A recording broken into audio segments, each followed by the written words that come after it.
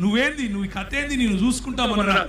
RSS వాళ్ళు, VHP వాళ్ళు నాకు ఈమెయిల్ రాసేవాళ్ళు, నువ్వు ఏ మార్గం గుండా వెళ్తున్నావో మాకు తెలుసు, నువ్వు ఎట్లా వస్తావో మాకు తెలుసు, నువ్వు ఎప్పుడు ఇంటికి చేరకుండా ఎప్పుడు సస్తావో నీకు తెలియకుండా చేస్తాం అని అనేవారు.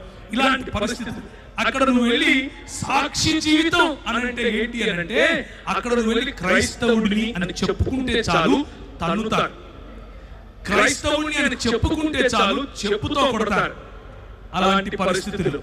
కానీ స్టెఫెనును ఆశీర్వదించినట్లుగా, స్టెఫెనుకు వాక్ చాతుర్యం ఇచ్చినట్లుగా, స్టెఫెనులో వాక్ ప్రభావం ఇచ్చినట్లుగా, స్టెఫెనును ఏ విధంగా జ్ఞానముతోను కృపతోను ప్రభువు నింపాడో అలా యవ్వనస్తులను నింపగలడు. మనం ఒక్క విధేయత అన్నటువంటి అడుగు తీస్తే చాలు. నా జీవితం ఆ రోజు పరిశుద్ధాత్ముని యొక్క తాకిడితో మారిపోయింది. పరిశుద్ధాత్ముడు నా జీవితంలో తెలియని అగ్నిని రగిలింపజేశాడు. పరిశుద్ధాత్ముడు నా జీవితంలో